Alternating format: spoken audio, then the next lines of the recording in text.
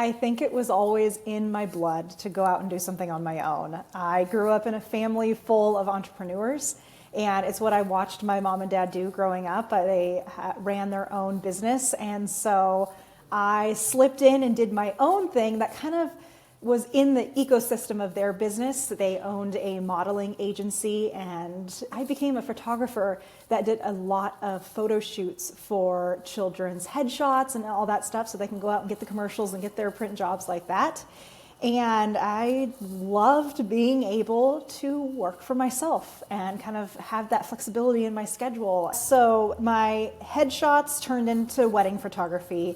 And what I found most rewarding, just the ability to set your own schedule, to be in control of what's happening. But on the other side of that, some challenges is the fact of running your own business is really tough.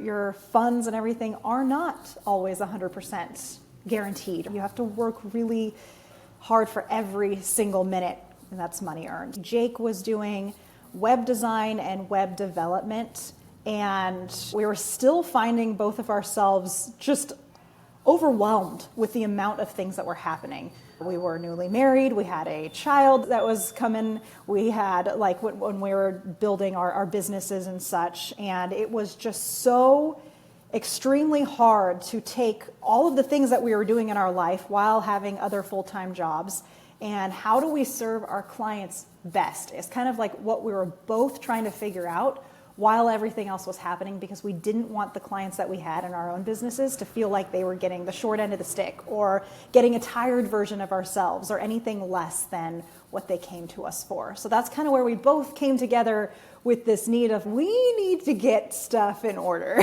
Like a year later, we had our second child, so everything was just really wild and crazy, and our 2-year-old at the time, he took one of my contracts out and scribbled all over it.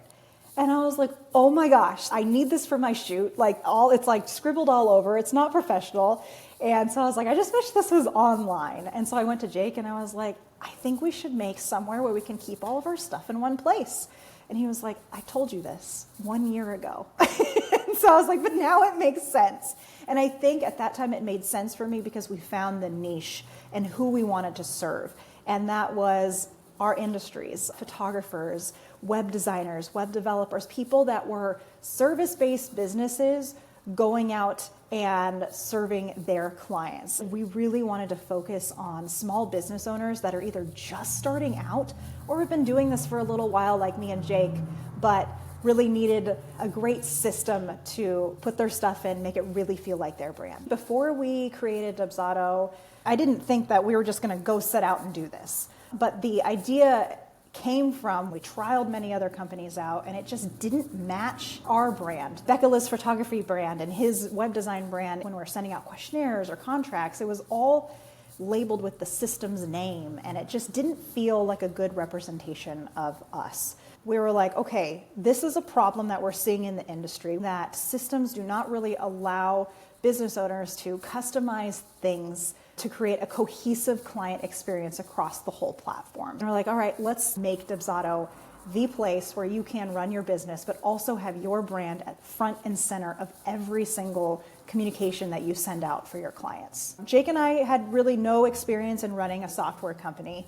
And this is something that was new to us, but we knew instantly when we came up with the idea that it was something that we want to share with the world. It's not something that we just want to keep to ourselves. As soon as Jake and I came up with the idea, I was like, I need to get a website going. So we got a website going. And in our time of inception to actually doing the beta of Dubsado, we had 300 people on our mailing list, which was awesome. These were people interested in Dubsado, and I was just so confident. I was like, this is going to be great. And Jake's like, crap, I have to build something, which of course he was going to do anyways, but it was more real. And so we had a date that we set for our beta launch, and he knew that it was go time and he needed to start coding. And with 2 kids, with other jobs that we had to do to make sure that we were able to put food on the table, life was pretty crazy. So we would find ourselves waking up super early in the morning.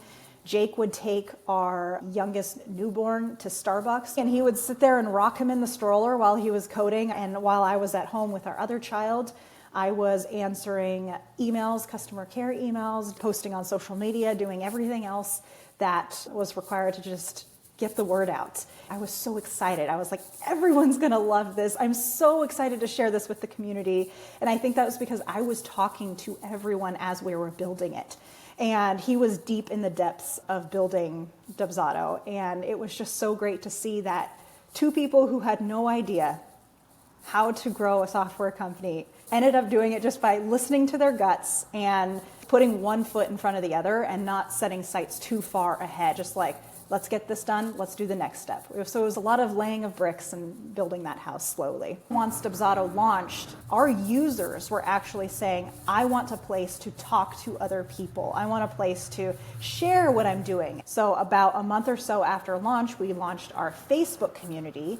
And that Facebook community was where our roots started in word of mouth and people just getting excited and talking about Dubsado and how they're using it, how Dubsado has saved them so much time. And it was a really great place for people to talk about business, processes, and that's how it snowballed into the 30,000 users that our Facebook community has today. From the very first couple employees that we hired for customer care, one of the main missions that we had was treat every customer like they are our only customer.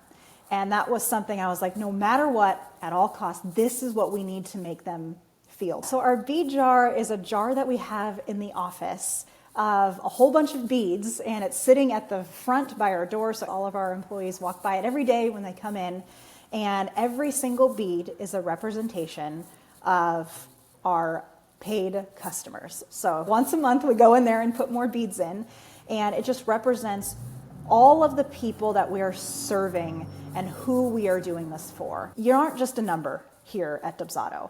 You mean something to us. Our users are why we do what we do. We would not be here without our users and what they do. And that's why this bead jar is so important to us. As Dubsado, we do not have any outside VCs or investment companies that are investing in Dubsado so that it can fuel and fire the growth.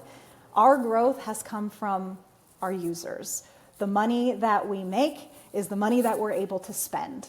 And it has been a really sobering experience to be self-funded because in a world of super fast-paced tech growth, it is very tempting to want to be like, yes, I want to go do that. I want to get fast results, do things fast. And that's really wonderful for those companies.